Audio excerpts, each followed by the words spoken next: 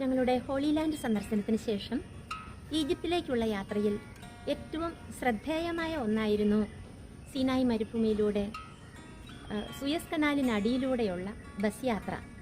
ഏഷ്യയെയും ഈജിപ്തിനെയും തമ്മിൽ ബന്ധിപ്പിക്കുന്ന അഹമ്മദ് ഹംദി ടണലാണ് ഈ സൂയസ് കനാലിനടിയിലൂടെ പോകുന്നത്.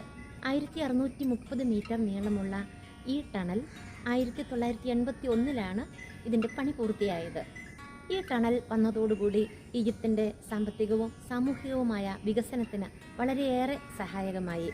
ഈ സൂയസ് കനാൽ വന്നതോടുകൂടി 2 കോണ്ടിനൻസ്, ഏഷ്യയും ആഫ്രിക്കയും തമ്മിലുള്ള ബന്ധം മുറിയുമായിരുന്ന സാഹചര്യത്തിലാണ് ഇത്രയും വലിയ ഒരു ടണൽ ഈ സൂയസ് കനാലിന് അടിയിലൂടെ നിർമ്മിക്കാനായിട്ട് തീരുമാനിച്ചത്. ആദ്യകാലത്ത് മെഡിറ്ററേനിയൻ സീയിൽ നിന്നും ഇന്ത്യൻ ഓഷനിലേക്ക് വരണമെങ്കിൽ ആഫ്രിക്കയുടെ ഏറ്റവും തെക്കേ അറ്റത്തെ മുനമ്പായ ഗുഡ് ഹോപ്പ് മുനമ്പ് ചുറ്റി പ്രക്ഷുബ്ധമായ കാലാവസ്ഥയിലൂടെ വേണമായിരുന്നു കപ്പലുകൾക്ക് ഇന്ത്യൻ ഓഷനിലെത്താൻ. പലപ്പോഴും കപ്പലുകൾ അപകടത്തിൽപ്പെടുക സാധാരണമായിരുന്നു. അങ്ങനെ റെഡ് സീയുടെ ഒരു കൈവഴിയായ ഗൾഫ് ഓഫ് സൂയസും മെഡിറ്ററേനിയൻ സീയും തമ്മിൽ ബന്ധിപ്പിച്ചുകൊണ്ട് ഒരു കനാൽ നിർമ്മിച്ചു. ഏതാണ്ട് 10 വർഷത്തോളം നീണ്ടുനിന്ന നിർമ്മാണത്തിനൊടുവിൽ 1869 ഈ കനാൽ ഔദ്യോഗികമായി തുറന്നത്.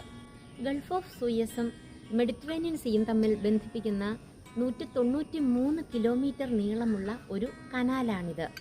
ഇത് 1869 ഔദ്യോഗികമായി തുറന്നത്. ഇത് തുറന്നപ്പോൾ ഇതിന് സർഫസിൽ 200 മുതൽ 300 മീറ്റർ വിഡ്ത്തും അടിത്തട്ടിൽ 72 അടി വിഡ്ത്തും 25 മീറ്റർ ഡെപ്തും ഉണ്ടായിരുന്നു.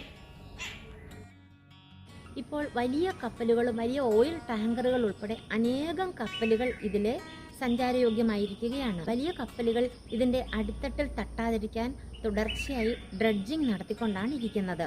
ഡ്രഡ്ജിങ് എന്ന് പറഞ്ഞാൽ അടിത്തട്ടിൽ അടിയുന്ന മണ്ണ് മാന്തി കളയുന്നതിനെയാണ് ഡ്രഡ്ജിങ് എന്ന് പറയുന്നത്.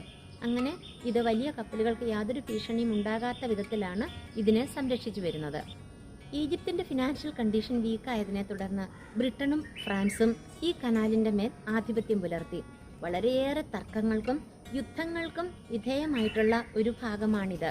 ഒടുവിൽ 1956 അന്നത്തെ ഈജിപ്ഷ്യൻ പ്രസിഡന്റായിരുന്ന ഗമാൽ അബ്ദുൽ നാസർ ഈ സൂയസ് കനാൽ നാഷണലൈസ് ചെയ്തു. അതിനെ തുടർന്ന് വീണ്ടും ഈജിപ്തിനെതിരെ യൂറോപ്യൻസ് യുദ്ധം നടത്തുകയും പിന്നീട് UN ഇടപെട്ടാണ് ഈ കനാൽ സഞ്ചാരയോഗ്യമാക്കുകയും ചെയ്തത്. ഇന്ന് ഈ കനാൽ ലോക വ്യാപാരത്തിൻ്റെ ഒരു നെടും തൂണായിട്ട് തന്നെയാണ് പ്രവർത്തിക്കുന്നത്. വീഡിയോ ഇഷ്ടമായെങ്കിൽ സബ്സ്ക്രൈബ് ചെയ്യണം. താങ്ക്